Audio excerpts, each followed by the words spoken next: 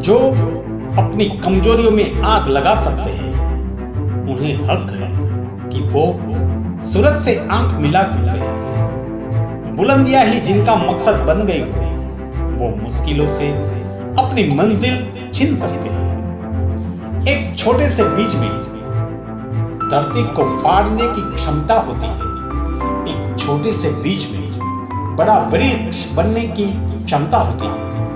लेकिन उस बीज को वृक्ष बनने के लिए अपने एक एक कण को, अपने एक एक अणु को तोड़ना पड़ता है, अपने आप को विध्वंस करना पड़ता है, तब जाके उसका एक वृक्ष में रूपांतरित होता है।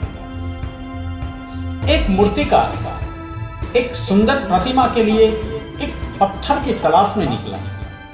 नदी किनारे उसे 2 पत्थर दिखाई दिए। उसको लगा यही पत्थर मेरी प्रतिमा के लिए योग्य है। उसने जब उस 2 पत्थर में से एक पत्थर को उठाया, तभी कहते हैं कि उस पत्थर में से आवाज आई कि हे मानव, तुम मुझे कहां ले जा रहा है?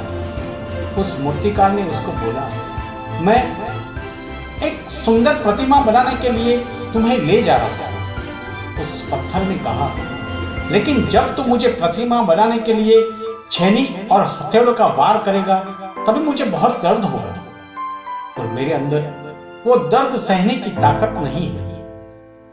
मूर्तिकार ने कहा, ठीक है, और बाजू में पड़े पत्थर को पूछा कि क्या तुम में छेनी और हथौड़े की मार सहने की ताकत है? मैं तुझे बहुत चोटें दूंगा, बार बार तेरे ऊपर वार करूंगा। तो उस पत्थर ने कहा कि मुझे तेरी हर चोट, हर दर्द मंजूर है। मुझमें यह सब सहने की ताकत है और तेरे हथौड़े के सारे दर्द को मैं झेल लूंगा। मूर्तिकार उस दूसरे पत्थर को उठाकर चल दिया और उस पत्थर में छेनी और हथौड़े से हजारों लाखों वार करके एक सुंदर प्रतिमा बनाया। इतना दर्द सहकर उस पत्थर में से एक सुंदर प्रतिमा का निर्माण हो चुका था। अब उस सुंदर प्रतिमा को एक मंदिर में स्थापित किया गया। अब वो प्रतिमा एक मंदिर की शान बन चुकी थी। हजारों लाखों लोग उस प्रतिमा को देखते और देखते रह जाते। अब लोग प्रतिमा की पूजा करने लगे। तब उनको याद आया कि नारियल फोड़े कहां? नारियल फोड़ने के लिए कुछ था ही नहीं।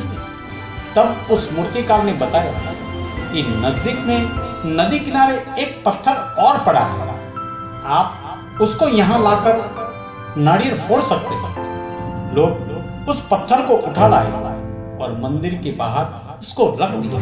अब जो भी आता उस प्रतिमा के सामने झुक जाता, नमन करता और बाहर आकर उस पत्थर पर नारियल फोड़ता। उस पत्थर को बहुत दर्द होता, बार बार दर्द होता। रात हुई, जब लोग बिखर गए, तब अंदर से उस प्रतिमा ने बाहर के पत्थर को बोला, अगर एक बार तो चोट सह लेता, दर्द को झेल लेता है, तो आज तो मेरी जगह होता। अब पूरी जिंदगी तुझे सहना पड़ेगा। अगर आपको भी अपने लक्ष्य को प्राप्त करना है, तो उस पत्थर की तरह चोटें सहनी पड़ेगी, दर्द झेलना पड़ेगा, अपने आप को विध्वंस करना होगा, तब जाकर बनोगे आप डायमंड। अगर बनना है दूध में से घी, तो दूध के एक एक कण को टूटना होगा, एक एक अणु को टूटना होगा, तब जाकर बनता है घी। सफलता ऐसे ही नहीं मिलती दोस्तों, उसके लिए अपने आप को तोड़ना पड़ता है, अंतिम सांसों तक लड़ना पड़ता है, तब जाकर मिलती है कामयाबी, तब जाकर मिलती है सफलता। इंसान वही है जो अपनी तकदीर बदल दे, वक्त से लड़कर अपना नसीब बदल दे। कल क्या होगा उसकी न सोचो, क्या पता कल वक्त खुद अपनी लकीर बदल दे।